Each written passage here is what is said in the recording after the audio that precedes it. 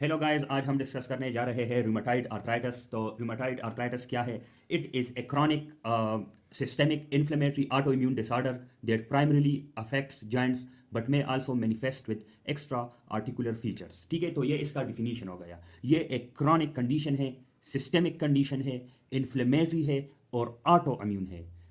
तो rheumatoid rheumatoid किसे कहते हैं? Rheumatoid means the musculoskeletal illnesses. Arth mean joints and itis mean inflammation. तो ये ज़्यादातर किसको इन्वॉल्व करता है? जॉइंट्स को इन्वॉल्व करता है। ये एक ऑटो इम्यून डिसऑर्डर है।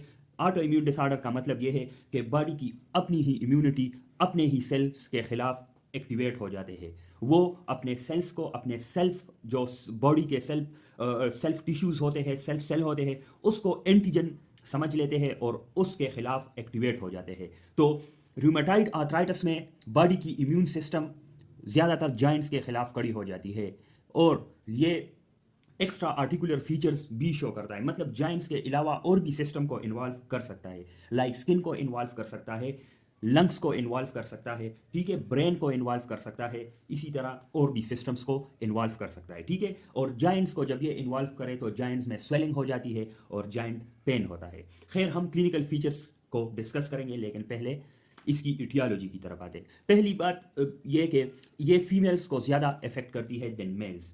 ज़्यादातर ऑटो इम्यून डिजीजेस में आपने देखा होगा कि ये फीमेल्स को ज़्यादातर अफेक्ट करती है। The reason is not non.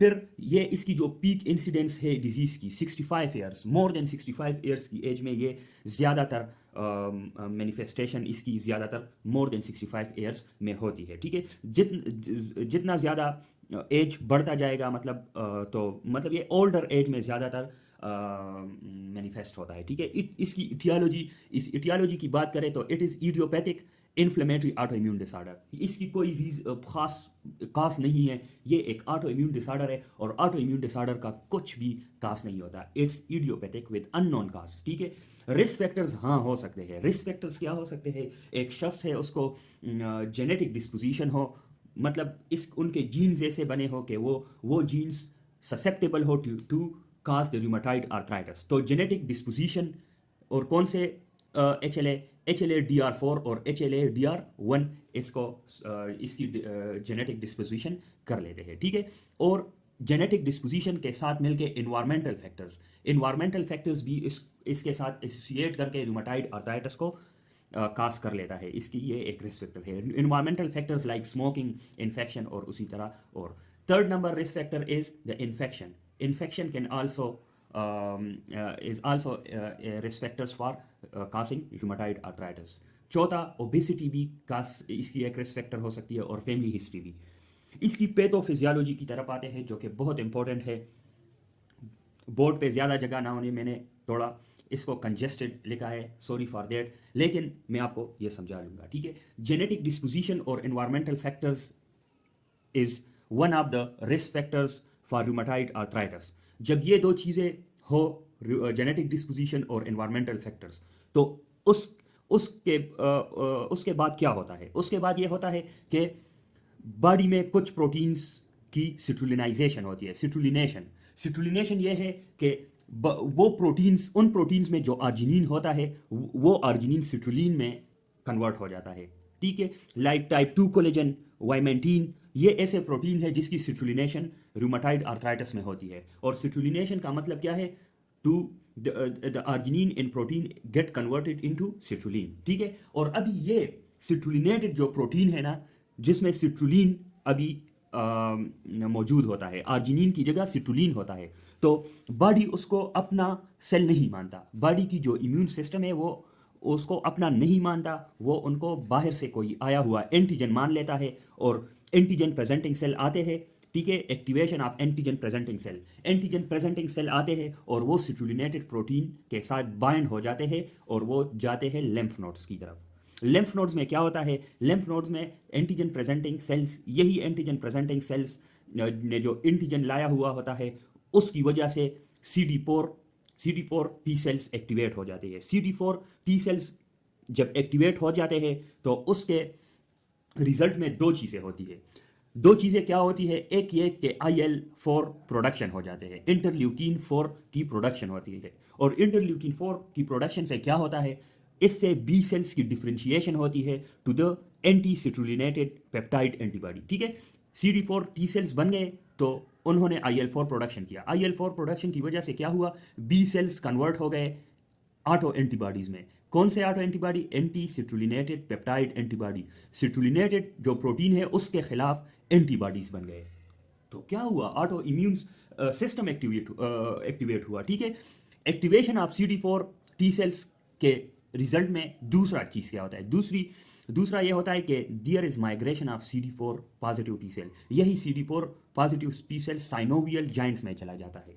जो साइनोवियल जॉइंट्स है like knee joints, hip joints, उनमें चले जाते हैं, और उनमें वो क्या करते हैं, उनमें वो ये करते हैं कि साइटोकाइंस की प्रोडक्शन वो ज़्यादा करते हैं। कौन से साइटोकाइंस की प्रोडक्शन, इंटरफिरॉन गेमा और IL-17, इंटरल्यूकिन 17 और इंटरफिरॉन गेमा बढ़ जाते हैं। उसके नतीजे में ये होता है कि there is recruitment of macrophages.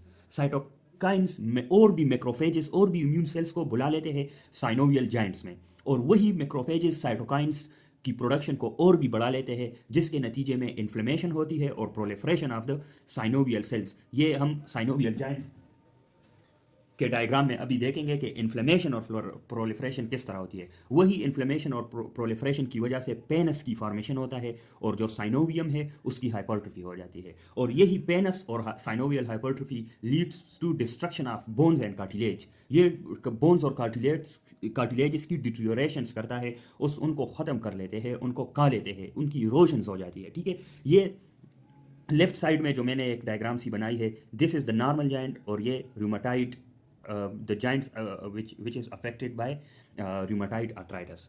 Normally ये होता है कि दो बोन्स जब इकट्ठे होती है तो this makes the joints separated by the joint cavity. ठीक है, इसको, ये अभी साइनोवियल जॉइंट है तो इसको साइनोवियल कैविटी बोलेंगे। ठीक है, तो अभी ये दो बोन्स एक दूसरे के साथ किस चीज़ के थ्रू मिलते हैं, दियर इज साइनोवियल आर्टिकुलर कार्टिलेज। ये जो आपको ये रेड में मैंने शो किया है, this is articular cartilage from the one bone and articular cartilage from another bone.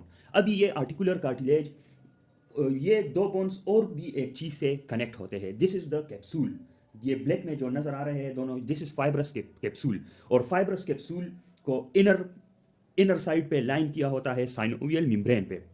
ठीक है, तो ये साइनोवियल मेम्ब्रेन और फाइब्रस टिश्यू जो है फाइब्रस कैप्सूल, ये बेसिकली साइनोवियल जॉइंट्स को या साइनोवियल जॉइंट्स को बनाते हैं। ठीक है, और ये बीच में हमें साइनोवियल कैविटी नज़र आ रही है। ठीक है, तो अभी इसके प्रोटीन्स, ये आर्टिकुलर कार्टिलेज के प्रोटीन्स, इसकी सिट्रुलिनेशन होती है इन द रूमेटाइड आर्थराइटिस। जब इसकी सिट्रुलिनेशन हो जाती है तो सिट्रुलिनेशन की वजह से इम्यून सिस्टम, जो सिट्रुलिनेटेड प्रोटीन है वो इम्यून सिस्टम को एक्टिवेट करते हैं, CD4 पॉजिटिव सेल्स को एक्टिवेट करते हैं। उसके नतीजे में IL-4 की प्रोडक्शन होती है, जो कि बी सेल्स को कन्वर्ट करते हैं एंटी सिट्रुलिनेटेड पेप्टाइड एंटीबॉडीज़ में।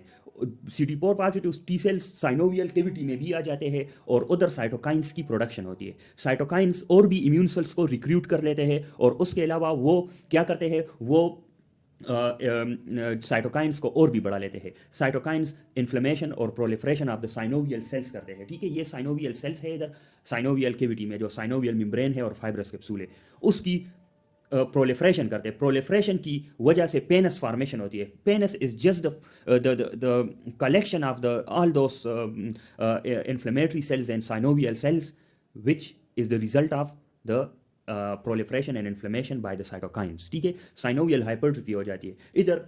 फिर साइनोवियल हाइपरट्रोफी और पेनस की वजह से बोन की इरोजन्स भी होती है। ठीक है, साइनोवियल मेम्ब्रेन्स भी डिस्ट्रॉय हो जाते हैं, और इसके अलावा साइनोवियल जो आर्टिकुलर कार्टिलेज है वो भी डिस्ट्रॉय हो जाता है। ठीक है, फिर ये मैनिफेस्टेशन शो करता है। तो रूमेटिक आर्थराइटिस की ये पैथोफिजियोलॉजी है, बहुत इंपॉर्टेंट है, आप ये देख ले, उसके बाद हम क्लिनिकल फीचर्स को पढ़ते हैं। ठीक है, अच्छा गाइस, तो अभी हम रूमेटाइड आर्थराइटिस के क्लिनिकल फीचर्स को डिस्कस करते हैं। इसके क्लिनिकल फीचर, जैसे हमने पहले बताया कि the rheumatoid arthritis is a systemic inflammatory auto immune disorder, तो उसी वजह से इसकी मैनिफेस्टेशंस को हमने, क्लिनिकल फीचर्स को हमने 2 में डिवाइड किया है, एक आर्टिकुलर मैनिफेस्टेशन और दूसरा extra articular manifestation.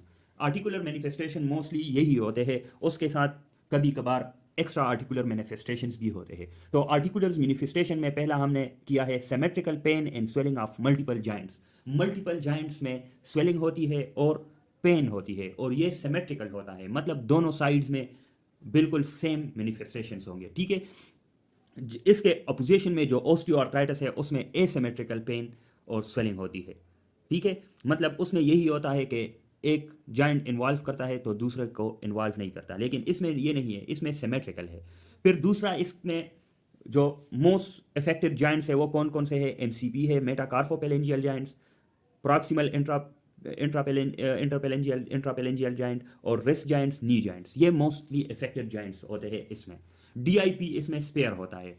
Rheumatoid arthritis, जो डीआईपी है, डिस्टल इंटरफेरेंजियल जॉइंट, उसको ये इफेक्ट नहीं करता। फिर मॉर्निंग स्टिफनेस भी इसकी एक मैनिफेस्टेशन होती है, और morning stiffness should be more than 30 minutes, और ये मॉर्निंग स्टिफनेस एक्टिविटी के साथ इम्प्रूव होता है। लेकिन जो ओस्टियोआर्थराइटिस का स्टिफनेस होता है, it get worsen with activity, ठीक है। फिर इसमें जो और मतलब क्लिनिकल फीचर्स है, जॉइंट डिफॉर्मिटीज इसमें हमें नजर आते हैं। जॉइंट डिफॉर्मिटीज कौन कौन से? स्वान नेक डिफॉर्मिटी हो गई, बुटनायर डिफॉर्मिटी हो गई, अल्नर डिविएशन ऑफ फिंगर्स। ये मैं पिक्चर्स में आपको दिखा दूंगा कि कैसे कैसे डिफॉर्मिटीज होती है।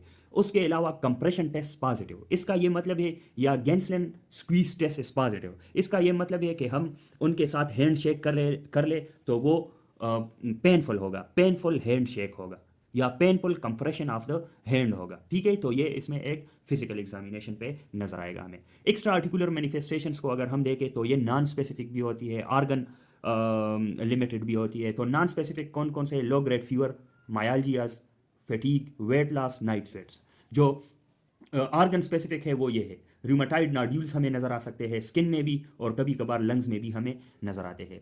प्लूरल इफ्यूजन्स हमें लंग में नजर आएगा, आइज में हमें केरेटो कंजंक्टिवाइटिस सी का, इसके अलावा इपीस्क्लेराइटिस भी नजर आता है, ठीक है। एनीमिया भी हमें नजर आ सकता है, पेरिकार्डाइटिस, माइकार्डाइटिस की मैनिफेस्टेशन भी आ सकती है, रायनार्ड फिनोमिना की मैनिफेस्टेशन भी आ सकती है, जो कि जो मतलब जो एक्सट्रीमिटीज़ है उसमें हाइपोक्सिया की वजह से वो सारे ब्लूइश डिस्कलरेशन उसकी हो जाती है, ठीक है। फिर पेरिफेरल न्यूरोपैथी के मैनिफेस्टेशंस भी आ सकती है, इसके अलावा कार्पल टनल सिंड्रोम और यही चीज़ें भी आ सकती है। सब टाइप्स और वेरिएंट्स ऑफ रूमेटाइड आर्थराइटिस, इसमें इसके सब टाइप्स या वेरिएंट्स, इसमें फेल्टी सिंड्रोम है पहला। फेल्टी सिंड्रोम में तीन चीज़ें होती है, एक रूमेटाइड आर्थराइटिस, दूसरा न्यूट्रोपीनिया, तीसरी स्प्लीनोमेगली। फिर rheumatoid arthritis of cervical spine भी इसकी एक सब टाइप है, अनडिफरेंशिएटेड आर्थराइटिस भी इसकी एक सब टाइप है, और एडल्ट ऑनसेट स्टिल डिजीज़ भी इसकी एक सब टाइप है। तो ये हमारे साथ क्लिनिकल फीचर्स और इसके सब टाइप्स होंगे। अगले लेक्चर में हम क्या डिस्कस करेंगे? अगले लेक्चर में हम डिस्कस करेंगे इसकी डायग्नोसिस और इसकी ट्रीटमेंट। लेकिन ये लेक्चर ख़त्म करने से पहले मैं आपको पिक्चर्स, इसकी कुछ इंपॉर्टेंट पिक्चर्स है वो दिखाता हूँ। जी गैस, तो आप देख सकते हैं, देखिए ये दिखाए गए हैं कि रूमेटाइड आर्थराइटिस से कौन कौन से जॉइंट ज़्यादा इन्वॉल्व होते हैं। तो ये देख लिया आप, this is the wrist joint. फिर इसके अलावा ये मेटाकार्पोफेलेंजियल जॉइंट है, तो ये पीआईपी है, ये डीआईपी को स्पेयर करते हैं, ठीक है। तो ये इसके अलावा ये आप डिफॉर्मिटी दे सकते हैं। देखिए ये बोटनियर डिफॉर्मिटी है। बोटनाइड डिफॉर्मिटी में ये होता है कि ये जो पीआईपी जॉइंट है ये फ्लेक्स होता है, और ये डीआईपी ये हाइपर एक्सटेंड होता है, ठीक है। उसके अलावा ये स्वान नेक डिफॉर्मिटी है, इसमें अपोजिट होता है, पीआईपी हाइपर एक्सटेंड होता है, और जो डीआईपी है वो हाइपर फ्लेक्स होता है या फ्लेक्स होता है, ठीक है। ये जी डिफॉर्मिटी है। ये स्वान नेक डिफॉर्मिटी है, स्वान नेक डिफॉर्मिटी में डीआईपी फ्लेक्स है और PIP joint this is hyper extend. देखिए दिस इज बुटनायर डिफॉर्मिटी, ये देख लिए, ये आप ये पीआईपी फ्लेक्स है और डीआईपी हाइपर एक्सटेंड है, ठीक है। ये आप देख लिए, this is the rheumatoid foot, ये देखिए मेलेट, और ये दूसरे डिफॉर्मिटीज़ है। This is the compression test या गेंसलिन स्क्वीज टेस्ट, ठीक है। इसको जब हम लेटरल कंप्रेशन करते हैं, this is the lateral compression of the metacarpophalangeal joint, तो it will cause the pen.